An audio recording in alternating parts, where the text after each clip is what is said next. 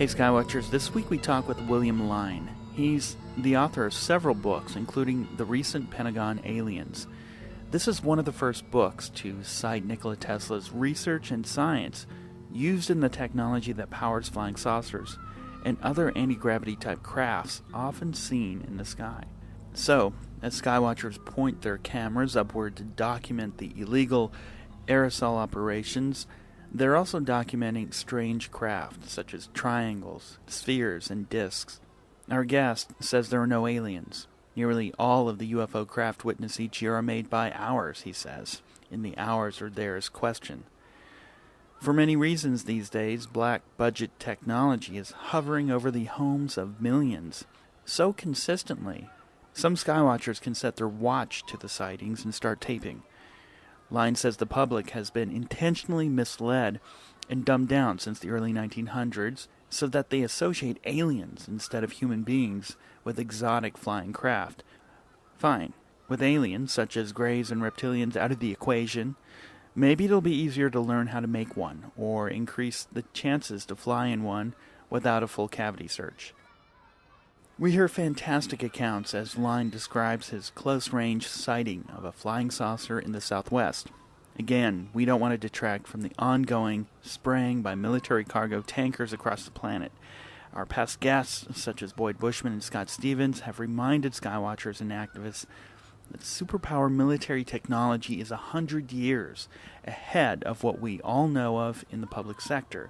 Now, Airship did remind me that UFOs have appeared in medieval art and paintings hundreds of years ago, and of course the chopper and other flying craft carved in ancient Egyptian stone. Lyne's theory is not airtight. I guess we're reminded of how complex the ours or theirs question really is. Let's have a listen. Welcome, William, to Skywatch Radio. Well, I'm glad to be here. Excellent. So, William, you wrote a number of books, one of them being Pentagon Aliens, and that is actually a look at the craft that the government have been actually involved with creating, building. These are craft and machines that people see in the sky and think ET or aliens are, but really more likely that they're made by the United States government or maybe private corporations. Well, the smoking gun is this, is that so much, when you look back over it for the last 60 years, so much energy has been put into creating the impression that these are alien craft.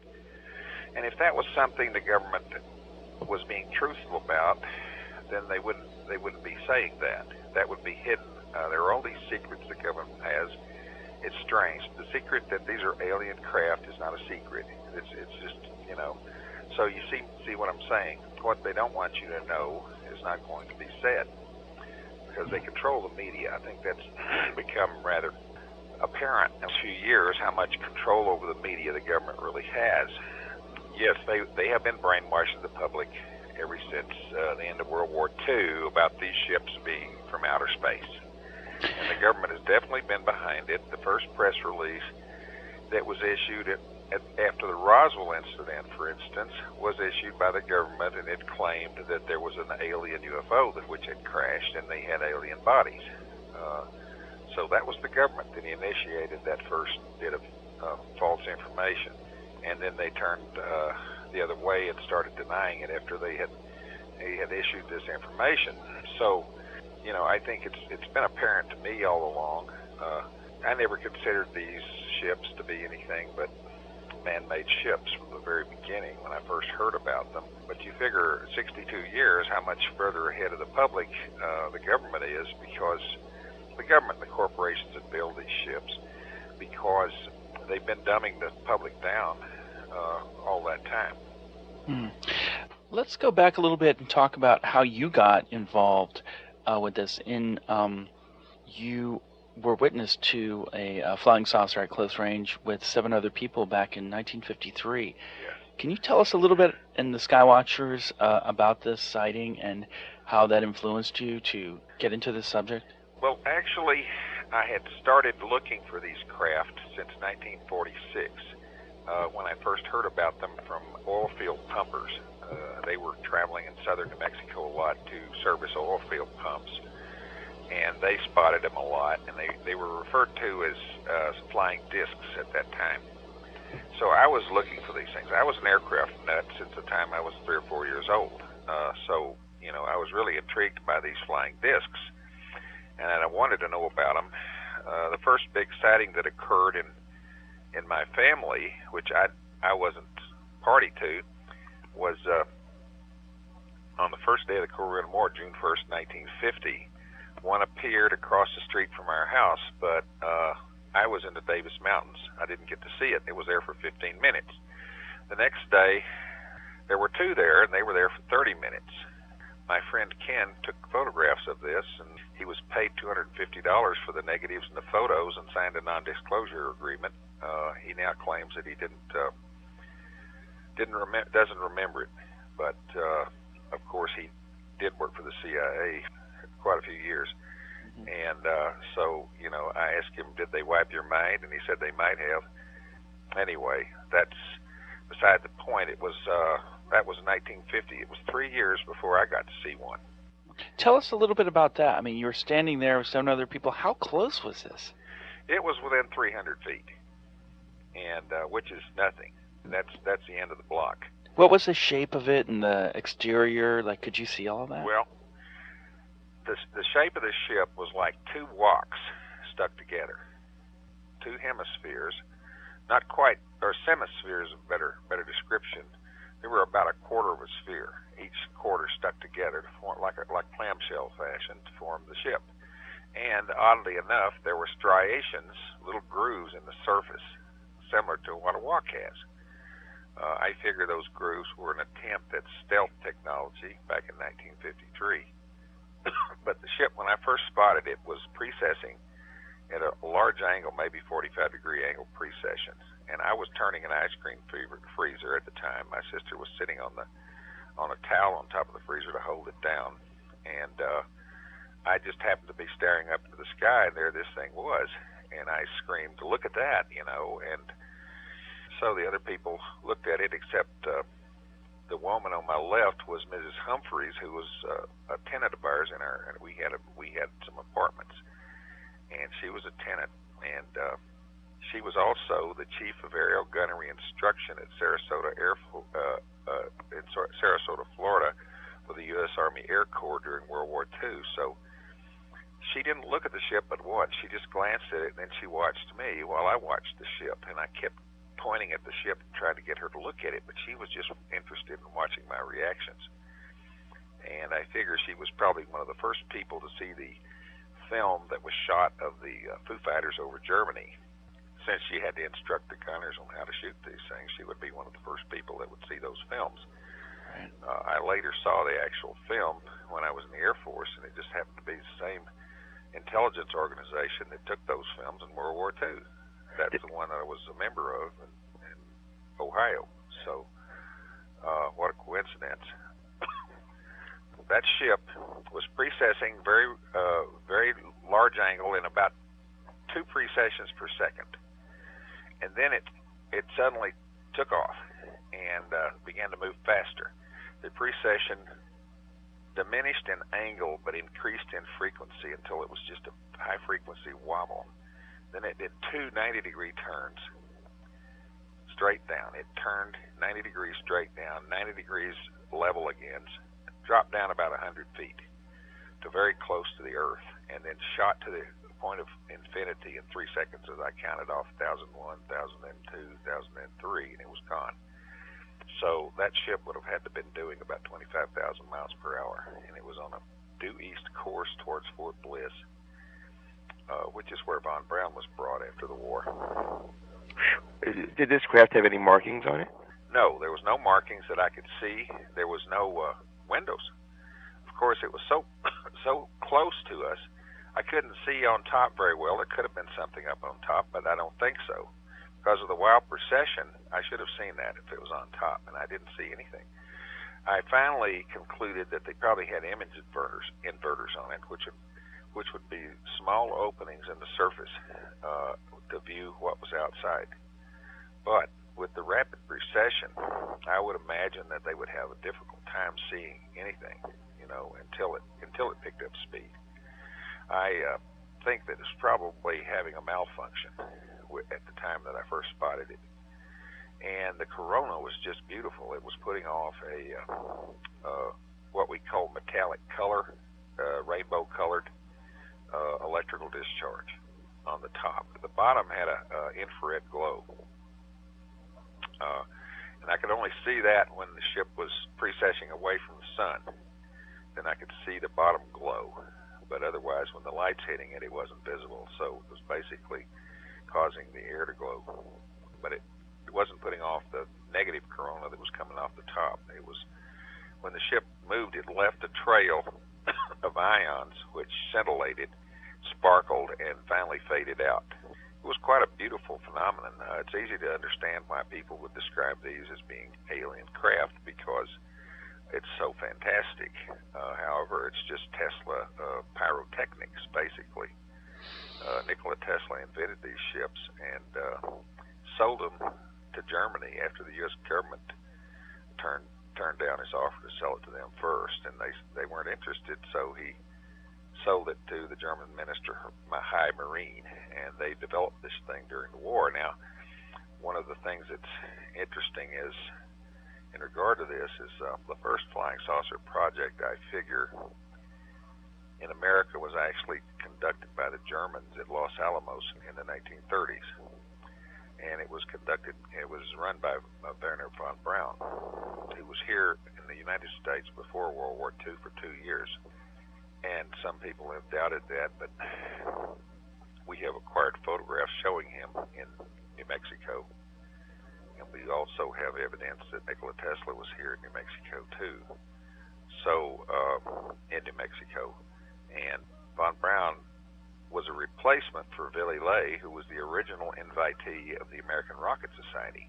But Ley was sent over here probably just to spy on American rocketry because the rockets of Goddard were more successful than the German rockets. Liquid fuel rockets all were exploding before my friend Peter Van Dresser invented the first successful liquid fuel rocket engine. And he was distraught to the end of his life about the fact that Goddard had appropriated his invention and then handed it over to von Braun, which was what made the rocket program in Germany successful. Willy Ley had defected and was living with Peter and Florence Van Dresser in their apartment in Greenwich Village in that 1930s period, and took out citizenship papers in 1937. But he was the real genius of American rocketry, and he's the one that trained von Braun. But von Braun was sent over here as a replacement because Ley didn't have any intention of returning to Germany once he was out of there. And the minute that the military took over the American Rocket Society, Peter Van Dresser also quit because he was a pacifist and he didn't want anything to do with the military. Is this all before Jack Parsons? Jack Parsons is shown in a photograph with von Braun at Eden Valley, the firing range of Goddard in southern New Mexico, Dr. Robert Goddard.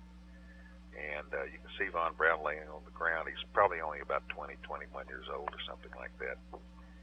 And a lot of people doubted my assertion that von Braun was here in New Mexico, but I had it right from the horse's mouth. Peter was here. He told me he was the first one to tell me about it.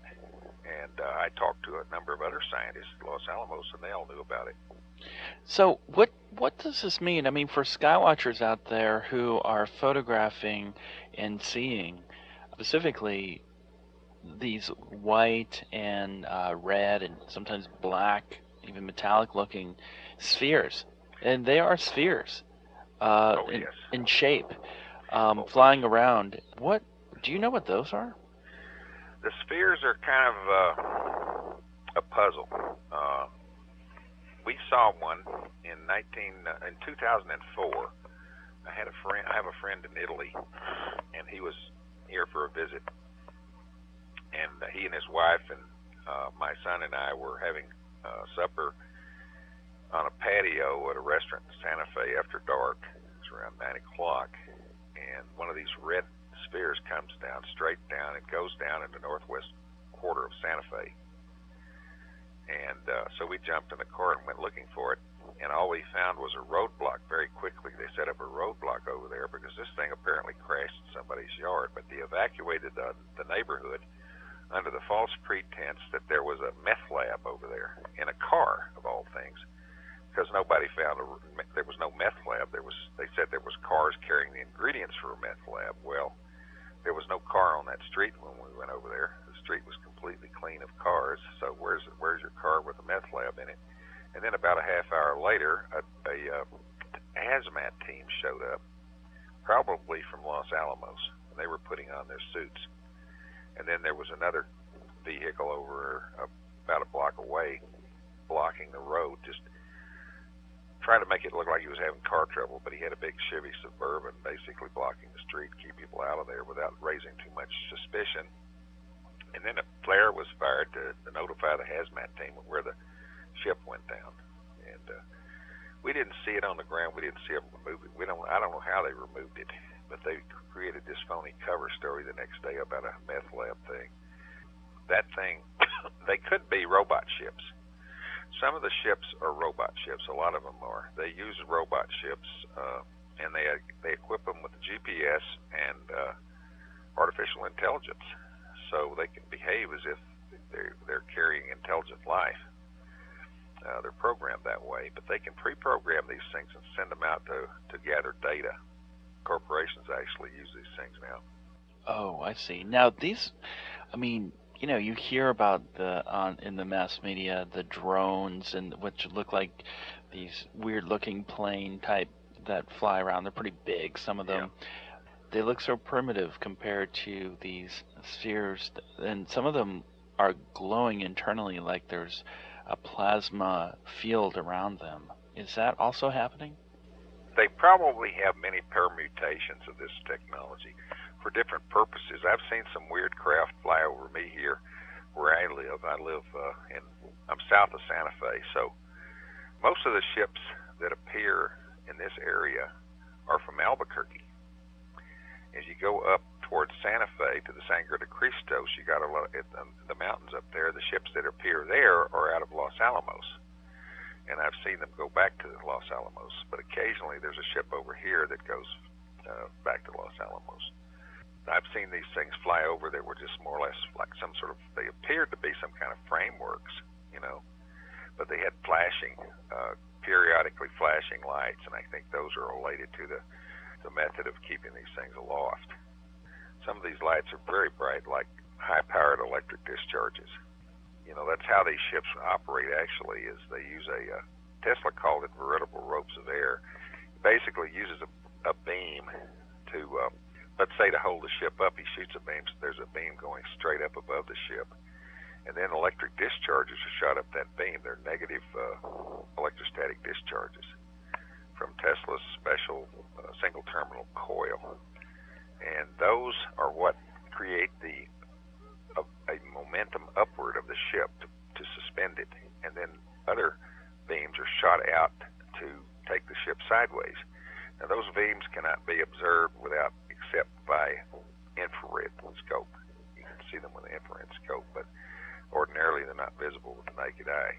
I've seen these years before I realized the significance of these beams, until I found that reference in some Tesla interviews where he referred to these veritable ropes, and then I witnessed a rope over a ship over Vandenberg Air Force Base in 2000, and with a powerful infrared scope, and you looked up there and you saw what looked like was a star over the base, but it was too bright, and the altitude and appearance of it was too low to the altitude, So I looked at it with the infrared scope, and you could see the straight beam going right upwards from this ship, and it wasn't visible with the naked eye. And my friend Tim said, "Well, that must be an aberration in the lens." So I turned the scope sideways, and no, it still went straight up, so it wasn't an aberration. So that's when I first became aware of this beam system, and I knew how Tesla was creating these beams because of this special bulb that he developed, and because I knew that you could shoot electrical discharges down the beam. The beam will carry a heavy current. And as far as I know, nobody knows exactly what kind of radiation that beam is. It comes off a special aluminum bulb, and initially the bulb had a vacuum tube around it, but Tesla figured out a way to make the bulb operate without a vacuum. But it basically is some sort of a beam that will carry a current, and its parent's not X-ray. It is penetrating. You can make a radiograph with it, just like an X-ray, except you don't have any dangerous radiation. That would be my answer to how these beams are created. The coil that Tesla developed was, he called it his method for producing DC current with high frequency, which means basically electrostatics. Basically, it was a way to generate electrostatics with an alternating high frequency current, and it's quite an interesting concept. This is part of the technology, and Tesla described this in the 1890s of how you could, when you did the electrostatic discharges, that the tubes of force would come back and impart momentum to the ship, basically. It was better described by J.J. Thomson, who tried to grab Tesla's credit on this after Tesla had given a lecture in England. As it were, you can't find these references anymore. They're hard to get hold of because being suppressed. I recently was going to buy a copy of a paper written by J.J. Thomson at the University of Bath in England, and just as I got ready to buy it, all the stuff disappeared from the website. Oh, really? I located the paper, but then the whole thing was taken. So somebody didn't want that old 1880 something or 1893, I think it was, paper. But I'm sure there are other copies. It was published in the international scientific journals in the 1890s. Generally called electromagnetic momentum is what the papers refer to. What I'm getting from you is around this period where Nikola Tesla was very active, of course, you had L. Ron Hubbard and Jack Parsons hanging out and maybe involved with nuclear weaponry also. But from there on, the public has been sort of dumbed down, like through the early 20th century till now, in regard to this level of technology? That's true. The government has dumbed us down to the point that what the government has is, we have computers. We have no idea what the government has in the form of computers. In 1957, when I was in Air Force Intelligence, the Pravda, the Russian newspaper, would be printed and available just after, say, maybe midnight or something. It would be, a copy would the embassy would take a copy of it, put it on a military jet, and fly it to I believe it was Wendover Air Force Base in Massachusetts, and the paper would be put in a scanner, and which would scan and interpret it in 2 hours, printed out in English. And then that paper, by that time, the paper could be distributed to all the SAC bases before, the day was out. Every SAC base intelligence division would have a copy of Pravda in English. And so this was 1957. That technology wasn't available to the public until 35 years later. So that shows how far ahead what the government has. While we think we have these fantastic technologies, I personally think that Bill Gates is nothing more than a person who leaks obsolete government technology to us. In other words, the whole Windows system is something the government was using, 35 years ago or something, So we're getting old technology that's already obsolete. That's what I've heard of. We've had some guests on, such as Boyd Bushman, and he had mentioned it's like 70 to 100 years, I think, more advanced than what's in the public sector. Well, figure Tesla invented this stuff over a century ago, and he had developed it to the point of, actual practicality by 1914. So, that's a lot of suppression. they grabbed so much of his. He had all kinds of discoveries that they kept, and they've never disclosed them since 1943 when they grabbed it when he died. I was doing some research, and it was I saw that it was said that his technology is more carefully guarded than the technology to make a hydrogen bomb. Oh yeah. Well, I found the hydrogen bomb plans on the open shelves when that first library was opened up in Los Alamos in 1979. Jimmy Carter had a technology transfer effort in progress, and they created this library called the National Security Research Center. They later changed it to the J. Robert Oppenheimer Research Center. But I found the hydrogen bomb plans on this open shelf. I was angered because I couldn't find information I was trying to get on hydrogen technology, and there were the hydrogen bomb plans. Well, some guy from Harvard. I discussed this with a guy from Harvard at a restaurant shortly after leaving Los Alamos, and he went up there, made photocopies of it, went to Harvard and wrote an expose on it, and it caused kind of a sensation. But I felt like that those bomb plans were put on the shelf just because there's a certain element of people who wanted that all shut back up again. They didn't want that library to be open. And now you can't get in there even with a badge. By the way, I mentioned in my book an old barn up there, which I bought an apparatus that one day, I went to the salvage sales at Los Alamos, and they had a bunch of old wooden forms that were taken out of an old barn which is in Los Alamos, in part of the classified areas. And apparently they didn't know what this barn was all about, because these apparati they were in this barn were really old. Some of them went back to long before the Manhattan Project, and I bought a couple of forms that were for a tuning coil, but the wire had been removed. And then there was a large form for a conical coil that was probably 10 feet high and probably 10 or 12 feet wide at the base, but all the wire was removed. And then I wrote about this in my book, and how I thought that this form that I had handwriting that it was identical to Nikola Tesla's on it. So the lab, finding out what they didn't know, that they had a historical place on their hands at Los Alamos, they went out and got all this stuff back. They didn't come to me, but they went to some of the other salvage dealers and acquired all this stuff back, sealed up the old barn, and nobody can get in it.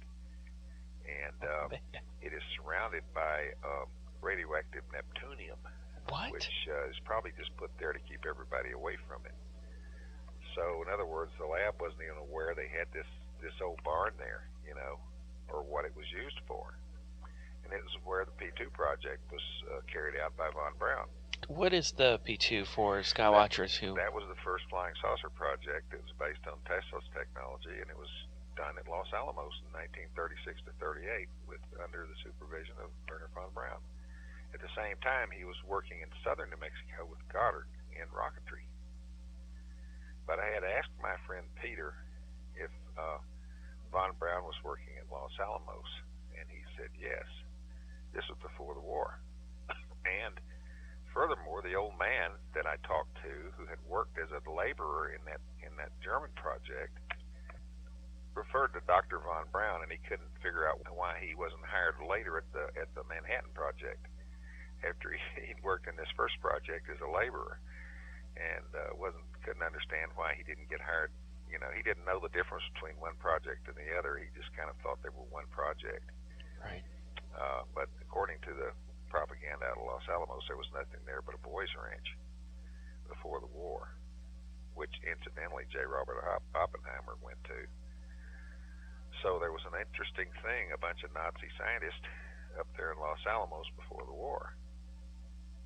I mean, you could read all about how a group of Nazi scientists were shipped to the U.S. After the war. Operation Paperclip, you mean? Yeah. Well, it's really funny that von Braun was here, and some of his associates were here with him, you see, before the war. But Peter always considered Goddard a traitor because he handed his rocket engine over to von Braun. And it was used on the B-2s and all the rest of the German rockets. Didn't make him very happy. But I didn't really pry into the flying saucer situation with Peter. I'm sure he must have known about it, but he wouldn't have been covered by any security agreement because it didn't exist at the time. That he was familiar with this stuff, but I didn't realize that Peter didn't work for the government. I thought he was a Los Alamos scientist, but actually he had some dealings with the government, but he really wasn't one of those guys. He was a real genius, but he worked a lot in solar energy and other things. Was really way ahead of the others, all the other Rocketeers with his engine design. So here we are. It's 2008. Massive sighting in Stevensville, Texas. We are seeing a lot more sightings. I wanted to get to the question of the ours or theirs. Well, my son and I saw 4 ships. In 2004, we went to Tyler, Texas, from the Santa Fe area, going east. We saw a big UFO come down from high altitude, a large UFO come down and land over on the other side of Fort Worth. Well, we kept driving along the highway, and we saw a total of 4 of these. The last one we saw, we were close to Tyler, and the thing was actually landing near Tyler. That's where the landings were made, and these things were coming down from maybe 20, 30, 50,000 feet, real high altitude. They were coming down rapidly, and the last one we saw, we could see, you see the altitude in the highway is a little higher than where Tyler is. So we were actually looking down on this ship as it landed. We could see the top was darkened. After it came down and got ready to land, the electrical discharge on the top turned off. That was so it would drop. And then the bottom was all lit up brightly, and you could see that it lit the ground under it as it, the ground was, brightly lit underneath the ship as it landed. And the only thing we could find around there on the map was an old airfield called Roundsfield, which is now a small commercial airfield in Tyler. And it's an old Army airfield, but there are a lot of underground salt mines in that area, and old salt mines. They used to mine salt, so there's a great deal of underground diggings there. There's this base, and it was probably General Dynamics doing experimental flights with craft they were building, test flights of craft they were building. And that big one they saw at Stephenville, which is just on the west side of Fort Worth, that's very close to where we saw the first ship when we first spotted them, the sequence of 4 ships that we spotted as we were driving. It was 10, 11, 12 at night when we saw these things. It's just amazing that there wasn't anything said about those big ships we saw come down, with all the people that live in that area. Nobody mentioned it, or the newspaper didn't mention it. That ship that was spotted at Stevensville was probably just another big ship that General Dynamics had under development. Well, that's a really good point that you bring up, because here in New York, I've seen objects in the sky over 9 million people. We see consistent aerosol spraying projects that are just unbelievable. Well, we had chemtrails yesterday. What is your knowledge of that operation? Do you have, aside from, it's military where they use it for over-the-horizon radar? I don't believe that. They don't need it. They already got over the horizon. Backscatter radar, it's called. Yeah. They had it in 1957. What do you think is going on? Are they manipulating, controlling weather? I think they're manipulating, controlling people. I think they're using this to make people sick. Now, what they're trying to do, and this may sound extreme, but it's part of the eugenics. They want to kill off the weak and the old. So the Social Security system will work better and so forth, With so many people, there's a fear, I think, of the corporations and the people that run everything that if we get too many people, they'll demand that the power be turned back to the people or something, you see. So basically, it's just a eugenics process. If you make everybody's lungs, people have respiratory problems, it's a big plus for the pharmaceuticals. If you kill off a lot of people, then, you get rid of the weak and the sick. And I get respiratory problems every time they do this. I've got one today. I didn't have it yesterday until chemtrails were sprayed. So I've got respiratory distress today. Yeah, we hear you coughing, the chemtrail cough. I was fine yesterday. It was very clear yesterday before that. Microplasma, all sorts of possibilities. But they say that mycoplasma has been found in dust. We're looking into links about whether this material is linked to Morgellons disease. Yeah, there's a doctor in Santa Fe got his license pulled because he was treating people for Morgellons. They're claiming, these government people and your American Medical Association people are claiming that it's a myth, that it doesn't really exist. Yeah, and the CDC had recently said that they're going to look into this.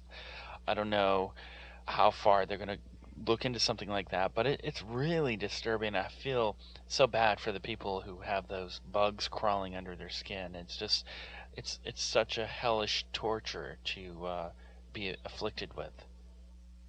Yeah, well, there's other things that can cause similar problems, like scabies, which you can pick up anywhere. Actually, the stuff's all over the place. People have it and don't even know they have it, but it creates similar problems, with these little mites that bore under your skin and lay eggs and cause little lesions, and you itch. And most people thought it was from uncleanliness, and that really doesn't have anything to do with it. You can pick it up just by touching something that where these things can be, Oh, right. But this Morgellons seems to be a different type of illness, and and some people, as you say, have said this is coming out of these chemtrails. I don't know about some of the analyses because I'm not really that familiar with it. I just know that I know for a fact that they found barium and aluminum in these things, and that's enough to make you pretty sick. You bet, William. I just, for Skywatchers just tuning in, I want to tell them that we're talking with William Lyne. He's author of Pentagon Aliens, and another book called Occult Ether Physics, and another book called Occult Science Dictatorship that we're going to talk with him about in a little bit. But some of the research that we've done has, from video and photographic evidence, we often see a lot of spray activity before and after large weather systems.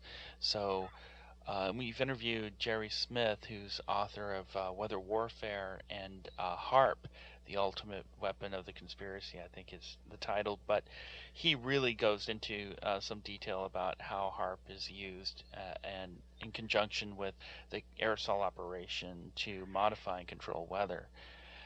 But we're talking with you because what we've also seen is we're getting contacted by different Skywatchers around the country who are photographing and videotaping these white spheres that are often also seen diving in and out of trails. Well, I don't know that there's any real connection between the UFO activity. I mean, they're going to be tooling around up there because they don't do anything but experiment with these things, apparently.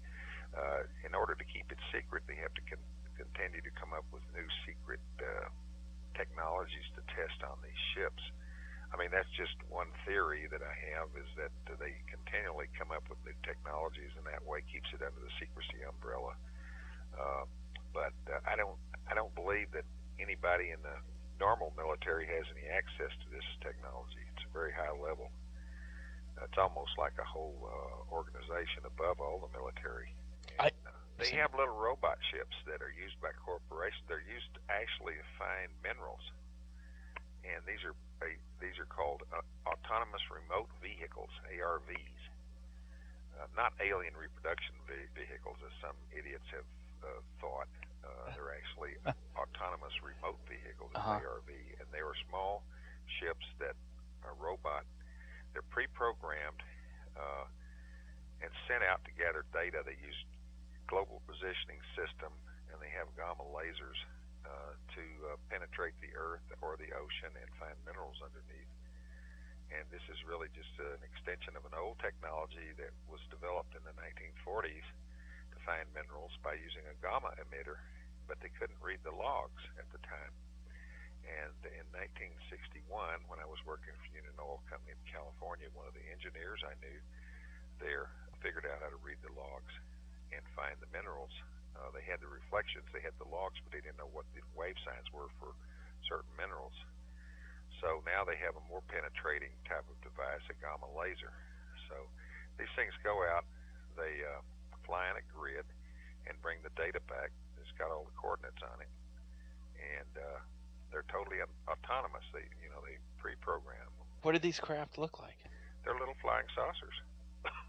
How big are they? I don't know. I just know for a fact that they're using them. Interesting. And is there a website or? No, you're not going to find any website on it. This is really very unusual information. But I got the information from a reliable source, and I know they use GPS on this. As a matter of fact, one of the corporations that developed the technology is the one that developed GPS. These things can get all sorts of minerals under the ocean and under the earth. And meanwhile, the small poor boy oil company doesn't have access to this information. But the big boys have the access to it, and they know exactly where the oil is. The rest of these guys are stuck with primitive technology like seismic. They go out and set off a blast and get a sounding, or they try to use gravimetric processes and so forth. But this is really the ultimate in finding minerals. Skywatchers, that was William Lyne, author of Pentagon Aliens. He lives in New Mexico. You've been listening to Skywatch Radio on NewYorkSkywatch.com.